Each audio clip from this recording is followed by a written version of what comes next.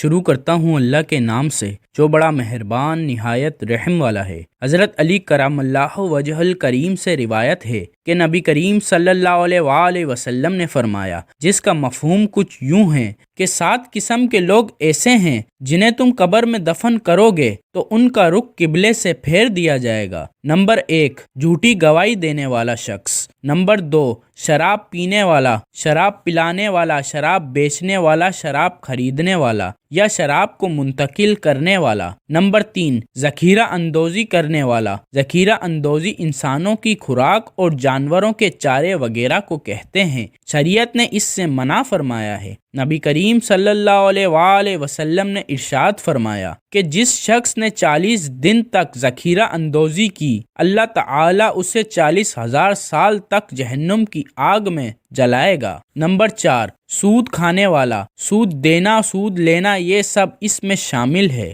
Number 5، کسی کی موت پر نوحہ خوانی کرنے والی عورت کا رخ بھی قبر میں قبلے سے پھیر دیا جائے گا۔ آنکھوں کا غم اور دل کا غم اللہ کی طرف سے ہے، لیکن ہاتھوں اور زبان کا غم شیطان کی طرف سے ہے۔ نمبر 6، جو شخص نماز تو پڑھتا ہے مگر جماعت کے ساتھ نہیں پڑھتا، ایسے شخص کا چہرہ بھی قبر میں قبلے کی طرف سے پھیر دیا جائے گا۔ نمبر 7، انسانوں کی خرید و فروخت کرنے والا، یعنی وہ افراد جو انسانی اعضاء یا مکمل انسان کی خرید و فروخت کریں۔ محترم ناظرین، اس کے برعکس 4 ایسے ہیں جن کے کرنے سے قبر میں گھبراہٹ نہیں ہوگی۔ نبی کریم صلی اللہ علیہ وآلہ وسلم نے فرمایا، جس کا مفہوم کچھ یوں ہے کہ جن حالتوں میں نفس کو ناگوار ہو، ایسی حالت میں اچھی طرح وضو کرنے سے گناہ دھل جاتے ہیں۔ نبی کریم صلی اللہ علیہ وآلہ وسلم کے ایک فرمان کا مفہوم کچھ یوں ہے کہ نہ تو اپنے لیے بد دعا کرو اور نہ اپنی اولاد کے لیے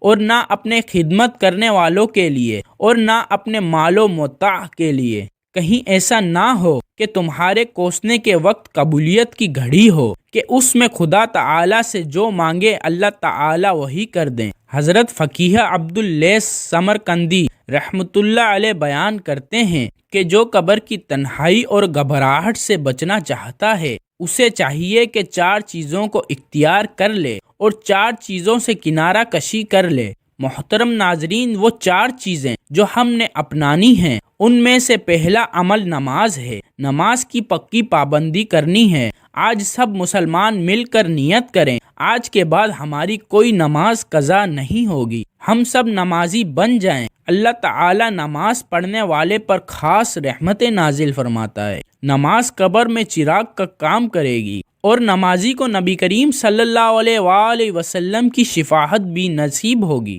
اور بروز قیامت اللہ تبارک و تعالی کا دیدار بھی کرایا جائے گا۔ دوسرا عمل جو ہم نے کرنا ہے وہ صدقہ دینا ہے۔ نبی کریم صلی اللہ علیہ وآلہ وسلم کے ایک فرمان کا مفہوم کچھ یوں ہے کہ بے شک صدقے دینے والوں کو صدقہ قبر کی گرمی سے بچاتا ہے، اور یہ بھی حدیث پاک کا مفہوم ہے کہ صدقہ دینا 70 بیماریاں، 70 مصیبتیں، 70 بلاؤں کو ٹالنے والا ہے۔ تو آپ صدقہ دیں، بیماریاں ٹل جائیں گی۔ دنیا کی مصیبتوں کو ختم کرنے کے لیے اور قبر کو روشن کرنے کے لیے یہ بہترین عمل ہے۔ جتنی توفیق ہو، گھر کے افراد کے حساب سے کسی رشتہ دار، کسی عزیز یا کسی غریب کو صدقہ دے دیں، انشاءاللہ آپ کی ہر مصیبت ٹل جائے گی۔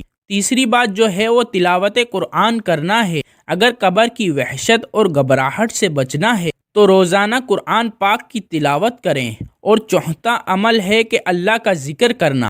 آج کل ہم لوگ اپنے کاموں میں اتنے مصروف ہو گئے ہیں کہ ہم اللہ کا ذکر نہیں کرتے، نماز کی پابندی نہیں کرتے، قرآن پاک کی تلاوت نہیں کرتے، تو ہمارے گھر میں برکتیں کیسے آئیں گی؟ کیسے مصیبتیں اور بلائیں ٹلیں گی؟ خدارا یہ 4 عمل اپنائیں اور زیادہ سے زیادہ چلتے پھرتے، اٹھتے بیٹھتے درود شریف پڑھیں، درود شریف پڑھنے کی عادت بنائیں اور ڈھیروں نیکیاں کمائیں۔ روایتوں کا مفہوم ہے کہ مرنے کے بعد نیک بھی پچھتائے گا اور گناہ گار بھی۔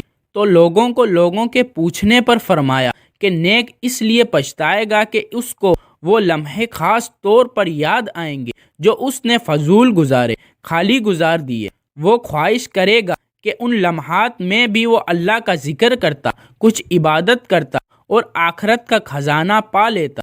محترم ناظرین، اگر قبر کی وحشت اور گھبراہٹ سے بچنا ہے تو 4 چیزیں چھوڑ دیں۔ نمبر 1، جھوٹ۔ نیت کریں انشاءاللہ کہ آج کے بعد کبھی بھی جھوٹ نہیں بولیں گے۔ نبی کریم صلی اللہ علیہ وآلہ وسلم کا امتی ہو کر جھوٹ بولنا کسی صورت اچھا فعل نہیں ہے۔ حدیث شریف کا مفہوم ہے کہ جو ایک جھوٹ بولتا ہے اس کے منہ سے اتنی بدبو نکلتی ہے کہ رحمت کا فرشتہ اس سے 1 میل دور چلا جاتا ہے۔ دوسری بات، خیانت چھوڑ دیں۔ کوئی بھی امانت آپ کے پاس رہے وہ امانت پوری لوٹائیں، خیانت نہ کریں۔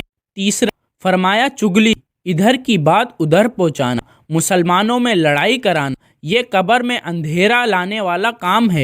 اور چوتھا عمل بتایا گیا کہ پیشاب کے چھینٹوں سے نہیں بچتا۔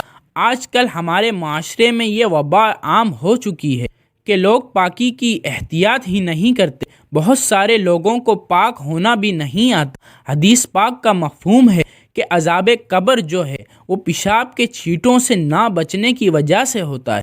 اپنے آپ کو پاک و صاف رکھیں، ناپاکی سے بچیں۔ جب کپڑے ناپاک ہوں تو اس پر ویسے ہی رحمت اور برکتوں کا نزول نہیں ہوتا، تو وہاں رحمت کے فرشتے نہیں آتے۔